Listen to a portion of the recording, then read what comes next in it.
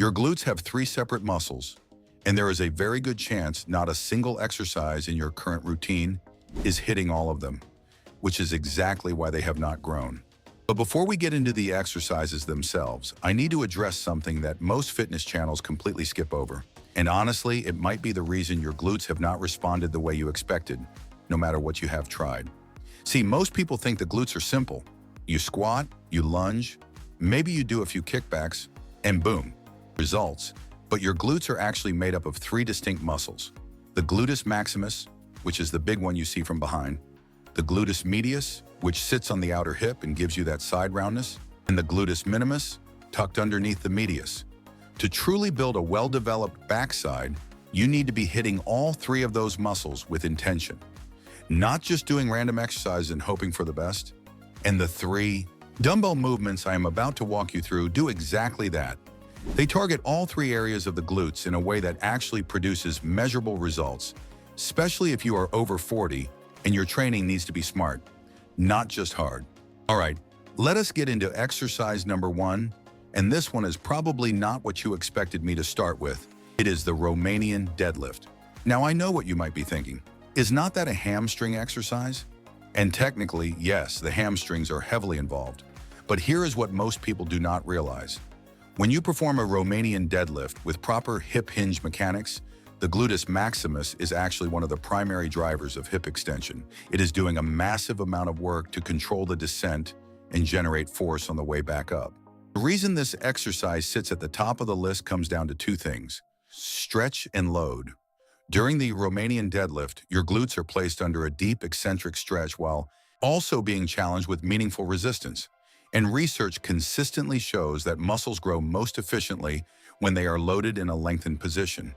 This is called stretch-mediated hypertrophy, and the glutes respond incredibly well to it. Here is how to nail the form. Stand with your feet about hip-width apart, dumbbells in each hand hanging in front of your thighs. Now this next cue is everything. Push your hips back, not down. Imagine there is a wall behind you and you are trying to tap it with your backside. As you hinge forward, the dumbbells should travel close to your legs, almost like you are shaving your shins, and you should feel a deep pull through your hamstrings and glutes. Lower until you feel a significant stretch, typically just past the knees for most people, depending on your flexibility. Then drive your hips forward to return to the starting position. Do not just stand up. Drive. Think about squeezing a walnut between your glutes at the top. A huge mistake people make with this exercise is turning it into a back exercise by rounding their spine. Keep your chest tall, your core braced, and your back flat throughout the entire movement. Think of your torso as a rigid plank. If you feel it mostly in your lower back, chances are you have lost your hip hinge and your back is doing the work your glutes should be doing. Start light. Master the movement pattern. Then progressively increase the load over time. For building glutes, aim for 3 to 4 sets of 10 to 15 reps. Take the stretch seriously on each rep. Do not rush through it. The time under tension in that lengthened position is where the magic happens. Now let us shift gears to exercise number 2. And this one targets a part of the glutes that most training programs completely ignore. The Bulgarian split squat with a goblet hold. Your gluteus medius is responsible for hip abduction and pelvic stability. It is the muscle that gives your glutes that wider, rounder look from the front and back. Most people only hit this muscle with side-lying exercises or cable machines. But the Bulgarian split squat, when done correctly with your front foot positioned far enough forward, creates an incredible amount of glute medius activation alongside serious gluteus maximus recruitment. And holding the dumbbell in a goblet position keeps your torso upright, which actually shifts more load into the glutes rather than your quads. Here is your setup. Find a bench, a couch, a sturdy chair. Place the top of your back foot on the surface behind you. Your front foot should be far enough forward that when you lower into the movement, your front knee stays behind or directly over your toes, not crashing past them. Hold one dumbbell at your chest with both hands like you are cradling it. Now lower down by dropping your back knee toward the floor. You want to feel a deep stretch through your front glute and hip flexor. Pause for a second at the bottom, then drive through your front heel to come back up. That heel drive is the key to keeping this exercise glute dominant. If you are pushing through your toes, you are going to feel it in your quads, not your glutes. The trick most people miss is foot placement. If your front foot is too close to the bench, you will feel this almost entirely in your quads. Scoot that front foot forward and suddenly your glutes light up. It is a small adjustment that makes a massive difference. And yes, this exercise is hard. It is uncomfortable. Your balance will be challenged. But that is actually part of why it works so well. Your glutes and hips have to work overtime to stabilize your pelvis throughout every single rep. Go for 3 to 4 sets of 8 to 12 reps on each leg. Start with a lighter dumbbell than you think you need.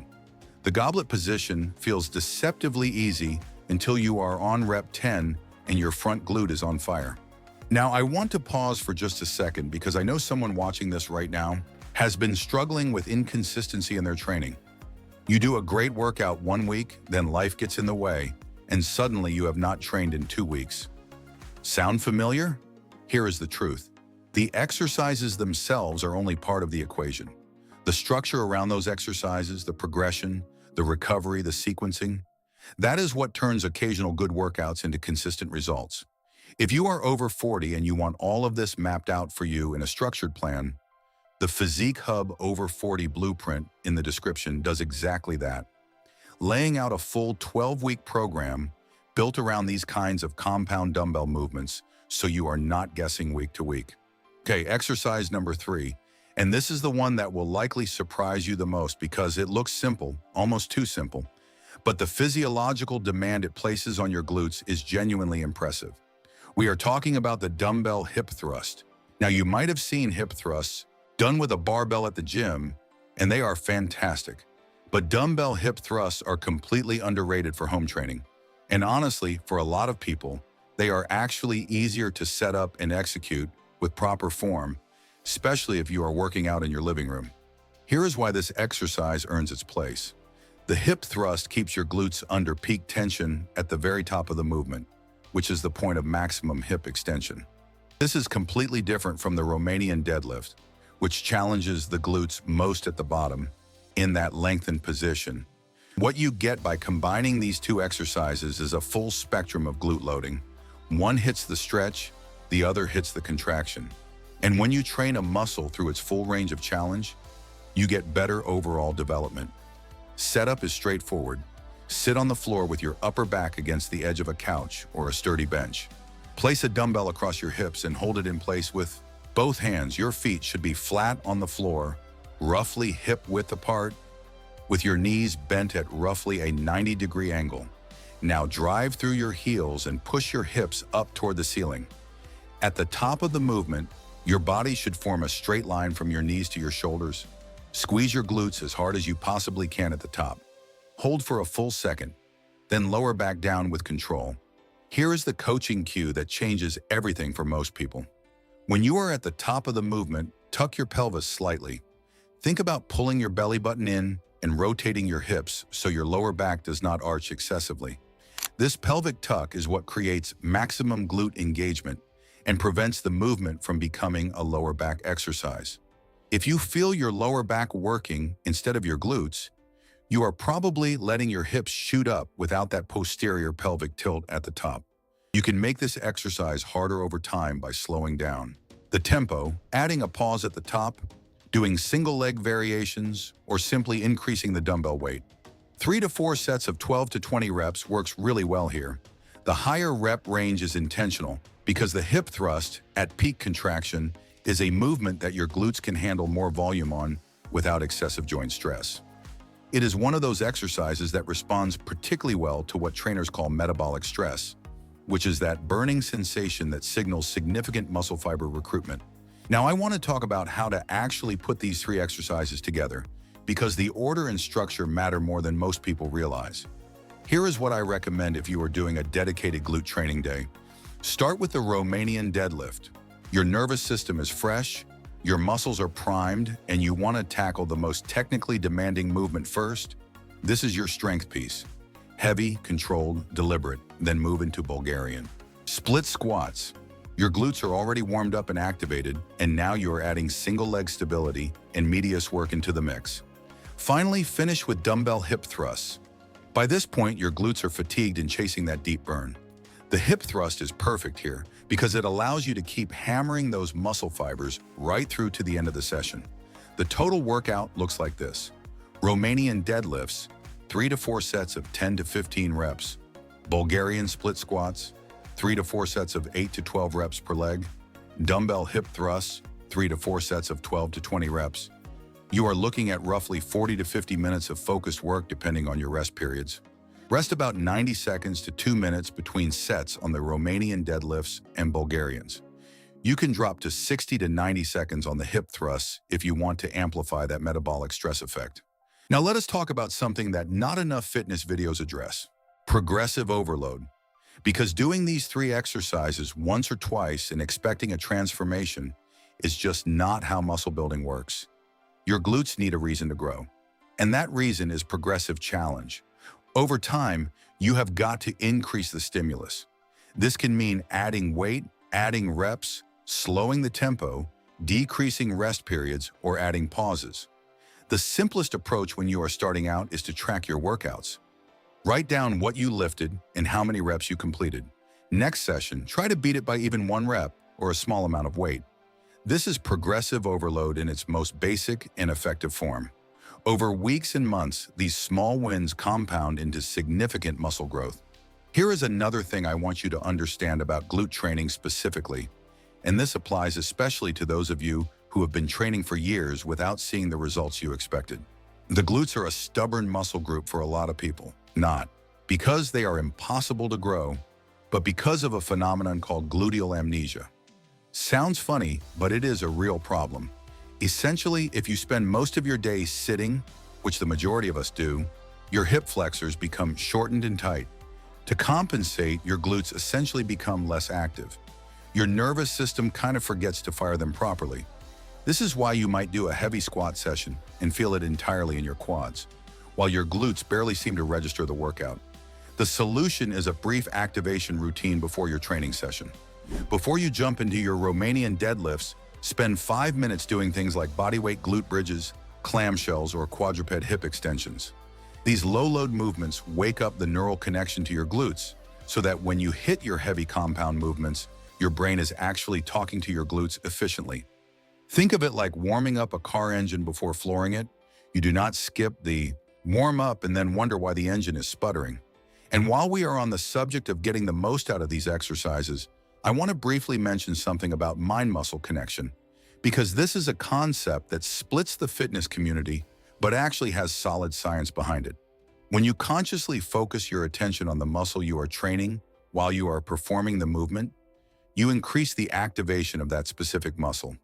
For the glutes, this means actively thinking about squeezing and engaging your glutes throughout every single rep. Not just going through the motion, not just moving the weight from A to B, but intentionally contracting the muscle and feeling it work. Research suggests this can increase muscle fiber recruitment by a meaningful margin, especially in muscles that tend to be underactive. For the glutes, this is a game changer. A practical way to build this connection is to practice bodyweight versions of these movements before adding load. Do a bodyweight hip hinge and really focus on feeling your glutes stretch. Do a bodyweight split squat and feel the front glute fire. Once you have established that neural connection without weight, carrying it over to the loaded version becomes much more natural. Let us also quickly address frequency. How often should you train your glutes with these 3 exercises? The research on muscle protein synthesis suggests that training a muscle group 2 times per week with adequate recovery in between tends to produce optimal hypertrophy results for most people. So if you train your glutes on a Monday, your next glute session would ideally be on a Thursday or Friday. This gives you roughly 72 hours of recovery, which is the sweet spot for muscle repair and growth. Any less, and you might be training before the muscle has fully recovered. Any more, and you risk leaving gains on the table by understimulating the muscle. If you are a complete beginner or returning to training, after a long break, you might actually respond really well to 3 sessions per week initially, because your neuromuscular adaptations in the early weeks are rapid, and you can handle more frequency before true muscle damage becomes a limiting factor. But as you become more trained, 2 well-structured sessions per week with progressive overload is your sweet spot. Now here is one final thing. I want you to walk away from this video understanding, because it might be the most important point of all. Nutrition matters enormously for glute development. You can do all three of these exercises perfectly, train twice a week with progressive overload, nail your activation routine, focus on your mind-muscle connection, and still see minimal results if your nutrition is not supporting muscle growth. Your glutes, like any other muscle, require adequate protein to repair and rebuild after training. A general guideline is to aim for around 0.7 to 1 gram of protein per pound of body weight per day. For most adults, this means somewhere between 100 and 160 grams of protein daily depending on body weight. You also need to be eating enough total calories to support muscle growth.